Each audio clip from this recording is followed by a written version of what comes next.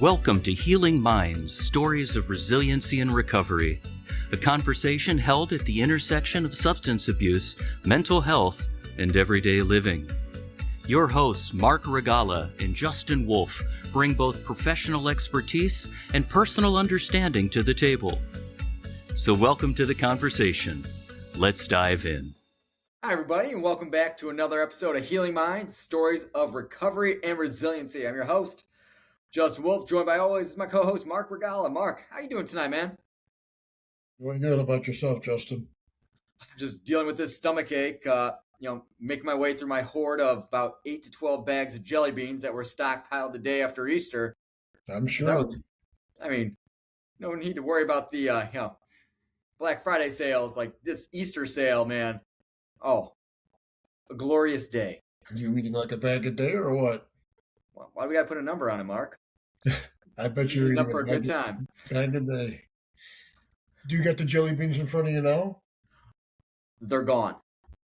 At least my small reserve I had here has been depleted. Are you trying to control and enjoy and just minimize it to one big bag a day? Well, if it's going well, why would I want to stop that? You know what I mean? Why we got to put a limit on things here? All seriousness, post-Easter, middle of April. Hard to believe May 1st is around the corner. And what do we know about the month of May? Mental Health Awareness Month. Oh, that's wrong. Mental Health Awareness Month. So we got Mental Health Awareness Month a couple weeks away, which is cool. Absolutely. Oh. So, you're busy, shaming me for my enjoyment of jelly beans here. I'm still kind of, it's still resonating with me.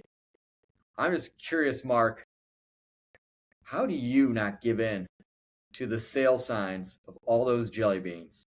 I avoid the aisle. Just avoid, look at you. I shop on the perimeters of the store, the produce, the fresh vegetables, the meats. I avoid all those middle aisles where all the processed foods are and candies are. Trying to tell me jelly beans are not natural? They tell me they're made with natural flavors, Mark. Oh, I'm sure probably 2% of it is natural flavors. The rest is friggin' sugars and everything else. Something. Not much nutritional value there, Justin. They are good, though. I will tell you that. And my favorite jelly beans are Starburst jelly beans. I used to eat a lot of them back in the day. I avoid them now. It's like the one that got away. So, enough about jelly beans. Maybe we could be here all day and it'd be fabulous. But, I wanted to kind of talk about, and I was kind of sharing this with you before we kind of jumped on here, was that article that kind of caught my eye. Talking about something that I think is well thought of, but not kind of just echoed out there. But really just the power of parents modeling of drinking in the home environment and how it impacts their kids. Just a fancy way of saying, drinking can be contagious, or drinking behaviors can be contagious. And I know it was interesting because it's not a study that was done here in the States like you and I were talking about. And you did a really good job of kind of bring my attention to hey, this is in Brazil. And the stat they found was 24%, endorsed, or that they found the children endorsed those same symptoms, behaviors, in relationship with alcohol. And I know you told me, I think that's a lot less. that stat's got to be a lot higher. I think in the States it's a lot higher, absolutely. I really do. And I'm only basing that off of what I see, at Crisis Center, doing the work with NAMI, speaking at the hospitals on a regular basis, and just listening to people's stories. And when you ask them when it all started, a lot of times it starts with, mom and dad. Right. Mom and dad got divorced sometimes, but mom and dad were drinkers or partiers or weekend warriors or whatever. And I just thought that this was normal behavior.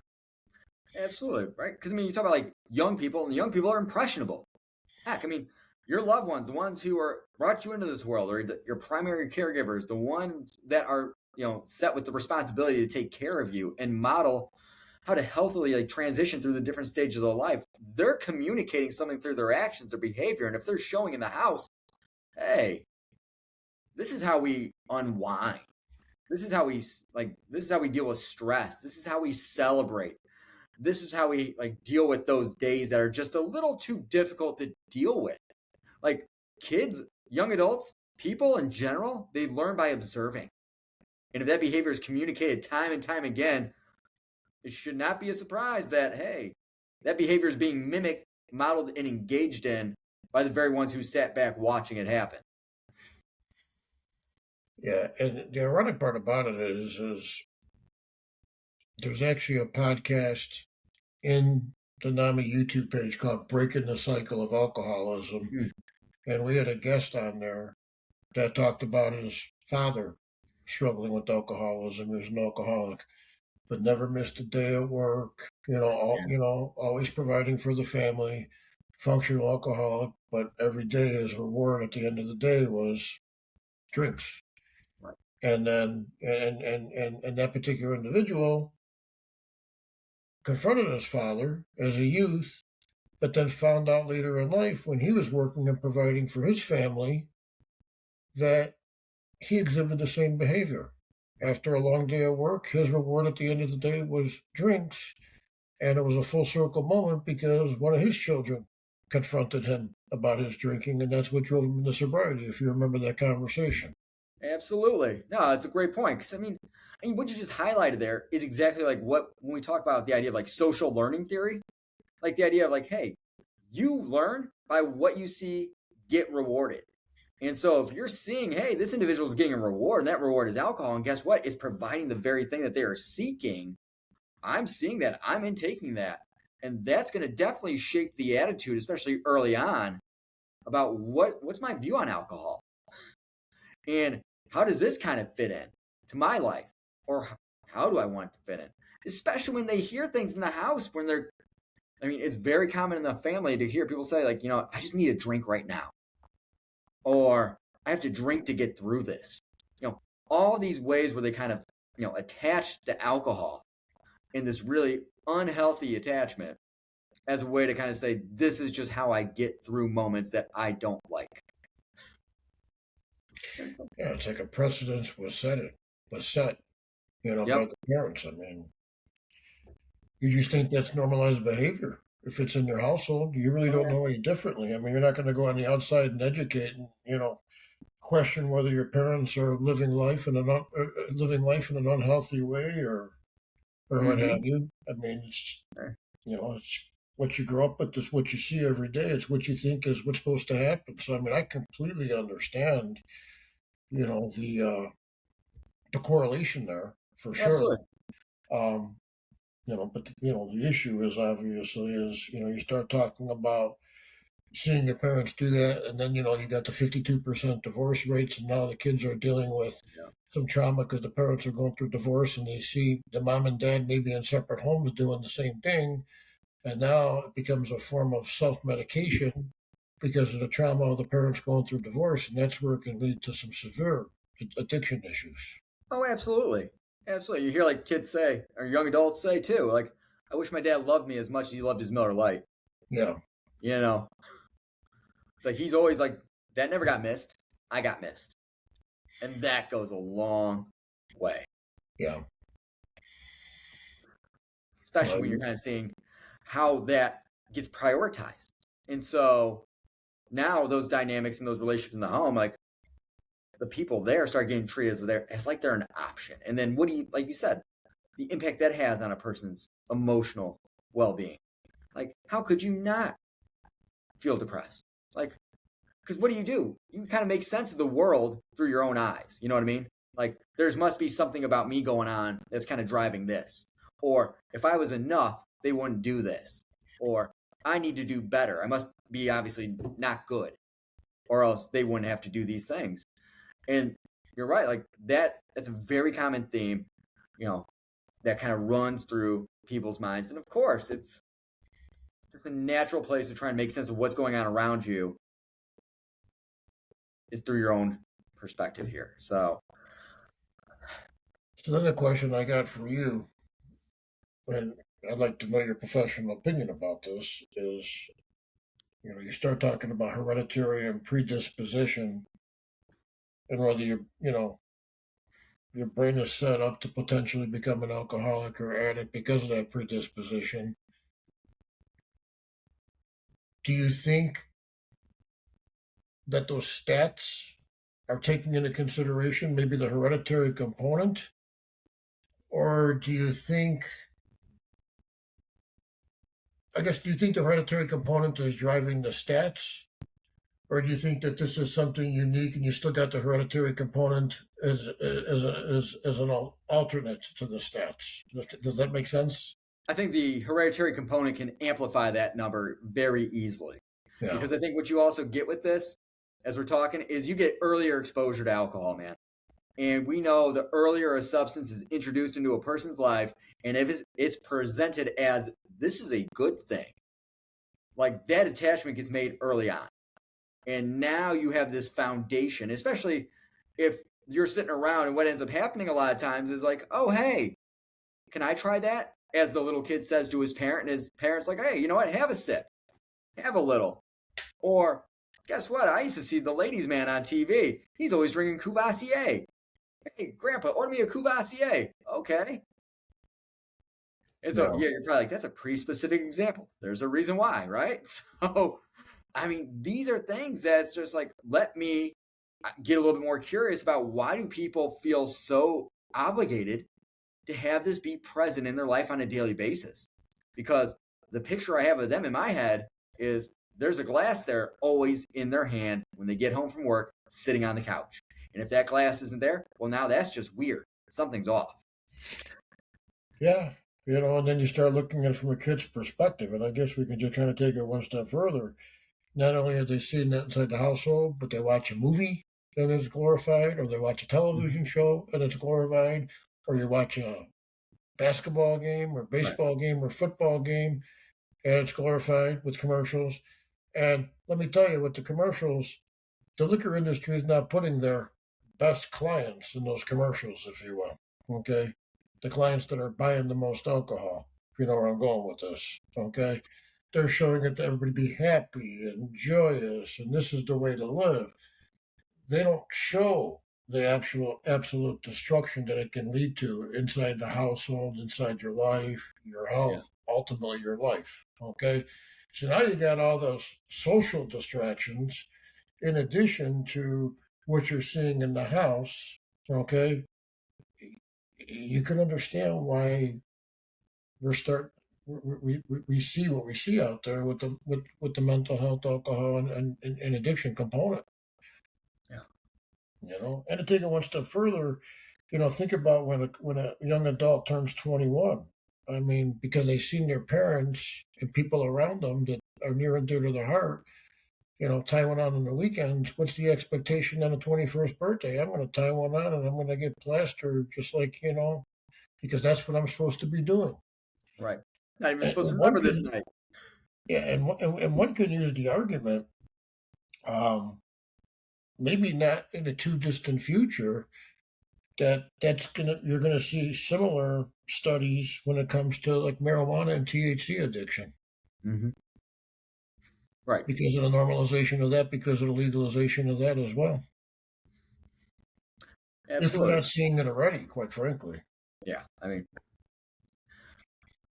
mean, just like when a substance or a drug or whatever you want to call it, like goes from illegal status to being legal, and now it's kind of being put in that same category as like alcohol, where like, hey, people are going to drink at home, and a lot of kids, their first initiation is at home, whether it's with their parents or stealing their stuff and drinking somewhere else. Now, a lot of times it's like, well, I know this helps. You hear a lot of the same rationalization. Well, this helps them with their relaxation, or you know what, they're going to do it anyways. I'd rather them do it with me, and I can control it, and it'll be okay. So I think that's the part where it's still, from a developing brain and learning the skill set to manage life on life's terms and deal with the stress and the unpredictability of what comes up, the highs, the lows, and everything in between. Once that substance is brought in as a way to kind of just curtail it for whatever is going on, there's a strong emotional connection, especially the earlier that happens. And whenever substances are around, and you got younger people around, and you're seeing those poisoning calls, like I know we just made a left turn here. But again, same thing with alcohol, right? Like these are things that when they're in the house, they're accessible, and there's not a lock on anything. People are going to get their hands into that stuff. And so that's where the earlier that initiation begins or that first use occurs, they're at a significantly increased risk of developing an unhealthy relationship pattern with that substance, whether it's smoking more, drinking more, or escalating further. And I think that even leads into like a further level here when you talk about, people reasons for why they're doing it, right? Like you were saying beforehand. Well, the thing is, they might see their parents doing it and they go, this is what adults do. My family's successful. So this is what everybody who's a successful adult does to celebrate, to, at the end of the day, just as their nightcap, to kind of call it a day, any kind of a relief. This is just what they do. And that message isn't communicated so much, directly as it is, like verbally, as it is just through the actions. Yeah, I mean, it's basically observing. It's really what it comes down to. Right. I mean, that's the whole social learning. Like I'm learning by watching and I'm learning by hearing when it's like, oh, like the joke's made, right? Like mommy needs her wine right now or dad needs a scotch, like whatever it is. I just need a beer. Well, that language matters and that language has a huge impact on the ears that are listening and taking it in, especially when they're impressionable. And it sends a message about how we deal with these things that show up, especially when this kind of becomes a daily normalized practice. And that when it's like, hey, this is just normal now. Like this isn't out of the ordinary. It's odd that your parents don't do it when mine are doing it every day. That's kind of what I hear a lot of happening, where it's like yours don't, but mine do. It's interesting because I have your dog's got some opinions there. I got a couple friends that honestly, they're close friends. I don't think I've ever seen them drunk. In fact, I've only seen them have a handful of drinks in their hand, and one of them in particular I'm thinking about was his bachelor party and his wedding, and that was pretty much the extent of it. But I look back at it now, his parents were non-drinkers. And not only are his parents non-drinkers, but he's a non-drinker, and his brother and sister are non-drinker. It's like the household that they grew up in. And it's just something that they never got into. And then, so, I mean, you got my mind kind of stimulated here. I'm thinking about a couple of individual situations here, and it's like, wow. I mean, there's a correlation there. Mm-hmm. Or I guess you can look at the opposite. Like I know one person in particular, okay, his dad was a non-drinker, mom was a non-drinker, but his dad back in the 80s, all he would do was play the stock market. I don't think the guy ever had a job except playing the stock market, which in my opinion is a form of legalized gambling, right? Yeah. And then you fast forward to him as an adult. He doesn't drink or do anything in that regard, but guess what he likes to do? He likes to freaking gamble. Yeah. Of course. I mean, that modeling goes such a long way because, I mean, I think that's the part where sometimes people aren't even aware of the impact that their actions have on those around them. Like, this is just a me thing. I don't know why you're getting so upset about versus like, hey, let me be aware and recognize that, I might not be noticing it, but those around me are going to be noticing it. What am I communicating to them through the actions I'm engaging in? So, like, I think that's the big thing where it's, shaming yourself for falling into this isn't helpful for anybody. And having that increased awareness of like, hey, maybe I'm sending some messages I don't want to send to people that I really care about, and that I'm actually invested in their future and how that goes for them. Maybe I should change this relationship so that it doesn't really communicate that I want this for them. Because when I think about them in the future, I don't picture my kids sitting there, getting after it on the couch by themselves. Like, that's just not the idea, like, nor the life that I want for them. So maybe it's a good time to start communicating and modeling some of those other behaviors that are more acceptable. When you talk about, abstinence, sobriety, or even moderation, not saying, hey, does it happen on occasion? Well, that's a lot better than it happening on an everyday basis. Like, that's improvement.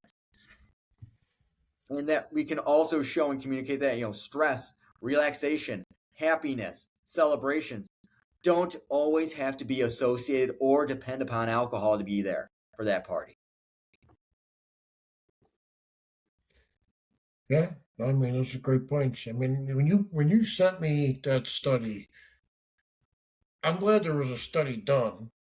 I really am. I mean, it doesn't take a genius to realize, I mean, what's going on out there. Again, all you got to do is talk to people in the rehabs and the psychiatric units and detox units and listen to their stories, and you're going to hear a common story, whether you're talking to somebody at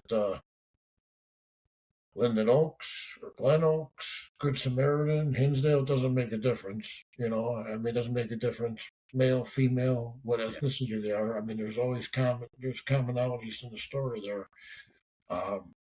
I'd love to see the same. I would love to see the numbers in the United States. I mean, that would be awesome if somebody did a study in the United States. Absolutely. Because I don't know enough about Brazil in regards to like the status of their society, what their diet is, what their mental health is. Do they have a crisis going on? Are they dealing with depression, anxiety, obesity, all that stuff? I my guess is probably not at the level that the United States is in. I could be wrong, but that's just my guess. Because it seems like everything is elevated here. We're kind of a nation of excess, if you will. And my guess would be that those numbers would be escalated considerably here in the States. Most likely. Yeah. No.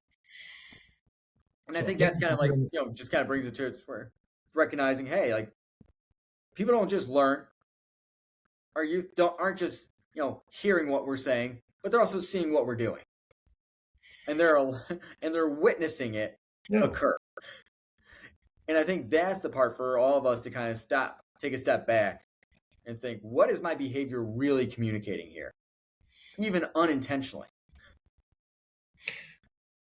Well, I mean, if you think about it, it's kind of, and this might be controversial for me to say it this way, but I'm just going to say it this way because I always thought this, even when I was a kid or a teenager. It's awfully hypocritical for a parent to say, "Don't drink; it's not healthy. Stay away from it." Right. But yet, you're engaging in that behavior. Right. I mean, it's one of those things. Don't say as I don't do as I do, but do as I say. Right.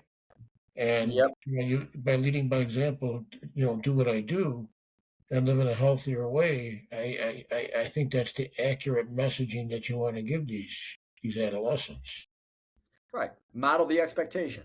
Absolutely. Oh, and I think that's the part where it's like, hey, as we're kind of talking about this, I think this is a good way to kind of even just take a moment and just kind of encourage people to just reflect. Observe your own behavior, your own habits for like a week. And just notice what stands out, right? That's true. Just hey, does anything take you by surprise? Is there something that's there maybe a little bit more frequently than you might have been telling yourself it was? Yeah, if it's a little hard to get through that week or 2 weeks, whatever time period, you gotta do some soul searching in the mirror for sure. Right. Exactly. Don't even try and throw out their jelly beans, Mark, because that's Yeah, can you stay 2 weeks without jelly beans, or how about just candy in general? It's tough. I don't know. I developed like this sugar fix I need. You better do some soul searching. Soul searching, see where that comes from. What it's really about. What I'm trying to cover up. Every time I felt sad, jelly beans were there for me. Is that what you're trying to tell me? Those are your words, not mine. If the shoe fits, wear it. I just want to know what happened to your poor kids' jelly beans that were in their Easter basket. Oh. Yeah, they had some words about that. They're like, "Who ate these?" I just hit them against each other, man. I was like, "Must have been your sister. Must be your brother." Yeah. Wasn't me. Yeah. I'm like, I buy them. Like, why would I do that? Or the bunny brought these things, man. Like, that'd be just rude. I don't know. Did you empty the whole aisle? Like what was left in the aisle the day after Easter? Make it sound like I got to walk through doors sideways, man. Yeah. God. You should have put a limit on those damn things, knowing that you were walking in the store. But then again, you probably would hit different stores. Yeah, I already did that. Oh, okay, with that. Now what? So as we digress, yeah, I guess I should really stop modeling that sugar habit, man. My son mimics me 100%. So here we go. There's that moment of clarity, that aha moment. Crap, I got to do something different. All right. So no, but I think in all honesty, in all generality here, right? It's just our behavior, especially around those that we really care about, and just to people in general, sends a very loud message. And a lot of times we can all say the right thing, but it's like when we take a step back, we evaluate, we assess, well, what is my behavior actually saying? What is it saying about me in which I communicate or I value, what's important to me, and how I feel about myself and other people? It's sending a message all the time. So, all right. Well, Mark, anything in closing, sir, you'd like to kind of throw out there? No, I appreciate you bringing this topic. I appreciate you bringing this article to my attention. It's something that I always thought of. Like I said, hearing people's stories in the hospitals. It's good to have a number, even though it's not a number domestically. It definitely shows a correlation there. And I think we kind of hit on the essence here as far as what that article incorporated and what the numbers were and what potentially the impact could be here in the United States. Absolutely. Behavior. Well, so always appreciate you joining me on these, Mark. And we appreciate everybody kind of tuning in to listen to us. So again, these episodes air on the 1st and the 15th. We are always open to feedback, suggestions, topics. So if there's anything you'd like to see Mark and myself cover, feel free to send it on in. We're always willing and open for suggestions. So as always, thank you for listening. Thanks for being here with us, and we will catch everybody on the next episode. Thanks, everybody. Thanks for joining us today on Healing Minds, Stories of Resiliency and Recovery. If you're on the journey to find guidance and insights, subscribe now wherever you find your podcasts. Healing Minds, Stories of Resiliency and Recovery is an educational resource, not a substitute for medical or therapeutic advice. The opinions expressed by the hosts and their guests are not necessarily those of NAMI DuPage. Go to namidupage.org/podcast for links to past episodes, show notes, and to submit a question or topic ideas for a future episode. Until next time, be well.